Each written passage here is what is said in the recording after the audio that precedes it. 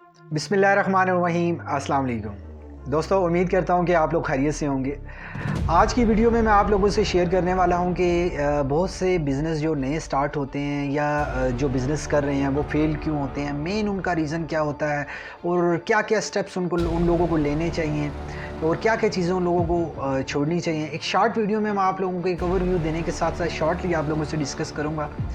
मेरा एक बहुत फ़ोकस है कि एक प्रॉपर आप लोगों के लिए वीडियो लेकर आऊँ, लेकिन उसके लिए बहुत ज़्यादा टाइम चाहिए और उस टाइम को निकालना बहुत ज़्यादा टफ़ है, लेकिन I will try my best कि आप लोगों से बहुत सारी चीज़ें शेयर कर सकूँ। सो आज मैं आप लोगों से शेयर करने वाला हूँ कि बिज़नेस के स्टार्ट से लेके एंड तक लोगों को कौन-कौन सी परेशानियाँ आती हैं, बिज़नेस क्यों फ्लॉप होते हैं। एक शॉर्ट वीडियो में शॉर्ट ही टू द पॉइंट आप लोगों से डिस्कस करूँगा। नंबर 1 पे देखें, प्रोडक्ट सिलेक्शन बहुत ज़्यादा इंपॉर्टेंट है कि कुछ लोग बिज़नेस स्टार्ट करते हैं लेकिन उन लोगों को प्रोडक्ट सिलेक्शन करनी नहीं आती। प्रोडक्ट सिलेक्शन के पैरामीटर आप लोगों को पता होने चाहिए कि जो प्रोडक्ट मैं सेलेक्ट कर रहा हूँ इसकी मार्केट कहाँ पर है, इसका टारगेट ऑडियंस कहाँ पे है, आप लोगों को कॉस्ट कितने में होगी, एक्सपेंसेस ऑपरेशनल कितने आएंगे और आप लोगों को प्रॉफिटेबिलिटी कितनी होगी। प्रोडक्ट सिलेक्शन में लोग बहुत मिस्टेक करते हैं। बाद में जब वो बिज़नेस स्टार्ट कर चुके होते हैं तो उन लोगों को समझ आती है कि यार प्रॉफिट मार्जिन बहुत कम है या उन लोगों की मार्केट की सिलेक्शन बहुत गलत है, जिसकी वजह से वो लोग प्रोडक्ट सिलेक्शन में फेल हो जाते हैं। प्रोडक्ट कुछ ऐसी भी हैं, लोग कहते हैं कि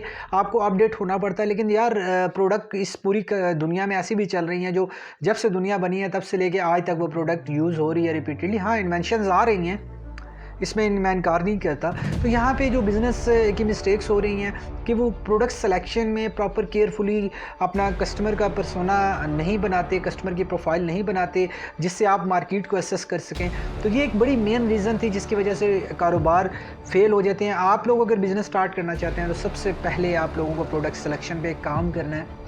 जब आप लोगों ने एक दफ़ा प्रोडक्ट को सेलेक्ट कर लिया तो उसके बाद आप लोगों को ये देखना है कि वो प्रोडक्ट की सोर्सिंग आप कहाँ से मिनिमम कॉस्ट में कर सकते हैं। जितनी मिनिमम कॉस्ट होगी उतना प्रॉफिट मार्जिन आप लोगों का बढ़ेगा, उतनी इनकम आप लोगों की बढ़ेगी। तो लोग यहाँ पे भी मिस्टेक कर देते हैं जो प्रोडक्ट की सिलेक्शन करते हैं, लेकिन वो ऐसी जगह से प्रोडक्ट बाय कर रहे होते हैं कि उनकी इंपोर्ट में या उनको अपने वेयर हाउस में पहुंचाने में उनका इतना एक्सपेंस हो जाता है कि अगर वो मार्केट की कंपेटिटिव प्राइस में ही सेल करते हैं, क्योंकि उतनी प्राइस में ही सेल करना पड़ेगा या उससे कम या उससे ज़्यादा नहीं कर सकते, कंपेटिटर वो बाजी ले जाएगा। तो आप नए बिज़नेस इस वजह से भी फेल होते हैं, उनका प्रॉफिट मार्जिन बहुत ज़्यादा कम होता है, तो जिसकी वजह से वो लोग सर्वाइव नहीं कर पाते और वो लोग फेल हो जाते हैं।